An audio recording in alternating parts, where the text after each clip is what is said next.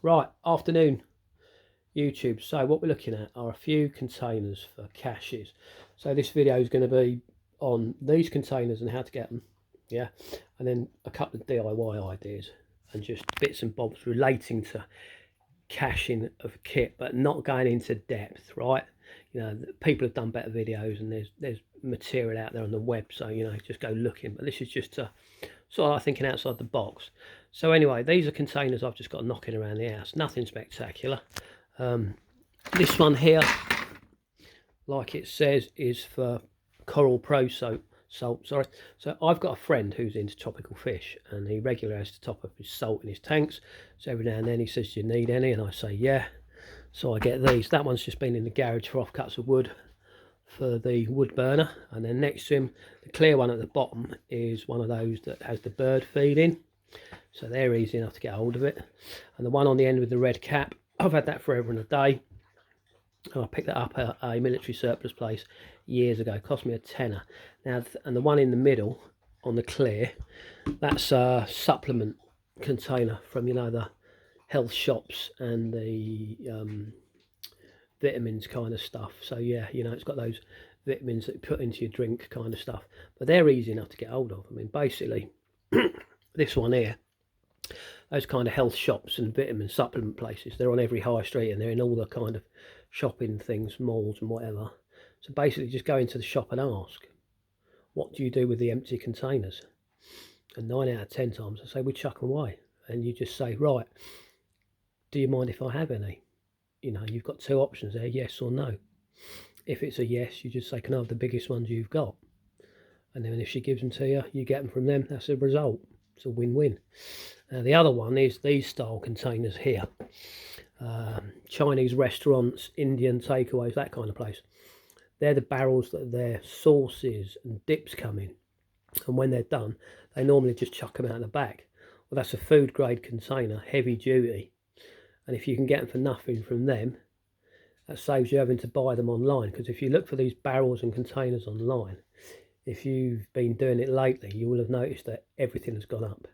So that barrel that I paid 10 quid for years ago now is the best part of 30 quid. Lou, there's nothing in there for you. Come on, get out of the way, darling. So yeah, everything's gone up. And then if you look on YouTube, virtually every single video to do with caching involves 4-inch PVC pipe. Right, so 4-inch diameter pipe. What on earth can you get in that? If you think about it, you're going to need a 3-meter length piece of pipe to get anything in. So as an idea, that's just absolutely rubbish. And then when you start looking into larger diameter pipe, so here in the UK, larger size pipe is 200 mil, so that's 8-inch. The price just gets silly. I think a 3-meter length of that. Now I'm not in the trade, so I can't quote, but I think when I was in B&Q looking at something, I vaguely remember seeing that out the corner of my eye and just going like, oh my God. I think a 3-meter length of that was over 100 quid. So, and then if you're looking for the fittings to go onto that, again, you're looking in the 10, 15 quid kind of range for the fittings. So if you've got a 3-meter length of 8-inch pipe and you want to cut that down into, say, either foot or 2-foot containers, because that is a manageable size container for you to transport to a location of your choice and then do with what you will. But yeah, that starts getting a bit uneconomical. So if there's anything you can find, anything you can repurpose, anything you can get for free, that's a win-win. So basically, and then all you do is make sure that everything is in waterproof bags. So basically what you do is you get the stuff that you want to cache wherever you want to cache it, because basically no cache is the same. It's down to you as an individual what you want to put in it, where you want to put it, and you know the reasons why. So basically get the gear you want to cache, put that inside a plastic bag, yeah, seal it. Now whether you've got one of them vacuum packed bags, yeah, so you can suck all the air out, they're a good piece of kit for putting them into these caches because they're a heavy duty bag anyway. So that's your first layer. If you're not sure about it, or you want to go down the side of let's be really sure about it. Get hold of a heavy duty canoe bag and then chuck it into that, and then put it in your cache and seal it, silicone seal around the top.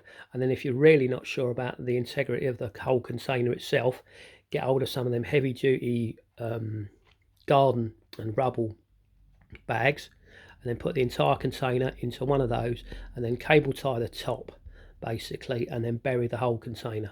Now you don't have to go down the military route of burying it like 5 foot into the ground and then scattering a load of nails over the top of it just for a false debris field. Yeah, because let's be honest, in the prepping and survival kind of scenario, who in their right mind is going to put, oh yeah, I'm going to put a Valon metal detector into my kit? No. Basically, because any metal detector at the minute, they're all just been earmarked for the Ukraine. So that as a principle is just a load of rubbish. So let's just knock that one on the head straight away. The whole idea of these caches are, they're either going to go into areas that you use regularly, and this will save you from overloading your Bergen. So if you've got core bits of kit that you use all the time, that you can put in these caches and just leave on site, that lightens the load in your Bergen. So I'm talking gas cartridges, rations, first aid, water, that kind of stuff, spare tarps, bungee cords, whatever. It's entirely down to you. Your cache, you put what you want in it. This is me just giving you ideas and thinking outside the box. So anyway, these are prepared ones. Now the other things, most of us have got a dog. So if you get dry dog food, you are going to get a decent heavy duty bag for your dog food if you buy it in bulk. Keep that, put your gear inside that, and then that bag goes into a container that large, and then you just do as I've said. If you're not sure about it, put that barrel into a bag, seal the bag, and then bury the whole thing. Right, simple. And then all you got to do is take the dirt away with you. There's videos of guys doing it on YouTube, but I might just do that at a later date.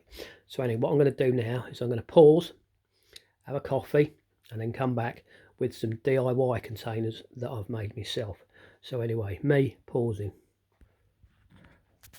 Right, so welcome back. So what we're looking at is a DIY cache container I made recently. Basically, it's god ugly to look at. It's not going to win any awards, but it's practical and does what I've intended it for. So what we're looking at, this is basically a piece of armoured tube that the waterboard here in the UK uses for the mains. So I'm lucky because last week where I live, the local waterboard were actually redoing the mains in the car park just on the other side of the road. So when I was out with the dog, I happened to clock a mate who works for the firm, and I said to him, what are you doing with the offcuts? And he just took one look at me and he said, oh, I take it you want some. And I said, yeah, well, I don't want to get you in trouble. He said, no, leave it with me, we'll sort it out. So good to his word. Following day, he belled me, said he'd got a few bits, and I told him where I was. He said, I'll just bring them around and chuck them over the back fence. So he did. So I ended up with a 4-foot piece and an 8-foot piece. So, you know, I've now got quite a bit to work with. Now, these, when they're not like that, they look like that. So they've got a blue inner and then they've got an armoured outer. So from the point of burying it, if you've got a bigger bit and you're burying it in the ground and you hit that, you're not going to puncture the container. So all I've done with it is basically put an 8mm marine ply lid on it, and the same on the bottom. I've coated that with fence paint, a couple of coats, let it soak. Then I've just rattle can sprayed it up, and I've put a blue nylon handle on it. Now what I've done when I've screwed through the lid on it is, because this ribbon on the outside is hollow, and I didn't know that until I started to do this, so this is purely trial and error. I've screwed through the top of this first rib and then gone down onto the second one. Now that's given me a passage. I don't know if you can see it. You might be able to see it there, but where the rope goes round, it's now held in place by that screw. So that was purely by chance, fluke. Yeah, so then all I've done is I've made a handle, I've knotted this end here tight, and I've knotted that end tight. And now when that's buried, they'll be on the top. So you'll see that when you come down onto it. This is going to be buried at about 2 foot, or might be a little bit less, but you know, the whole idea of this cache system is you basically want to retrieve these as quickly as you can. Yeah, so you're going to go, right, I've got a cache around here, I'll go up to it, you'll dig it out, you'll get your contents out of it, or as these are so light and they've got handles on them, you could actually take that away with you. Chuck all the soil back in the hole, cover it, and then just be on your way. And if I give you a rough idea of how big this is,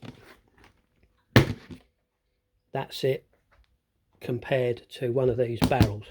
So it gives you an idea. So basically all I'm going to do with these are, I've pre-made some bottoms, they've been coated, and then I'm just going to get hold of some contents of dry bag, and then I'm going to put the dry bag in that, and then this I'm going to experiment.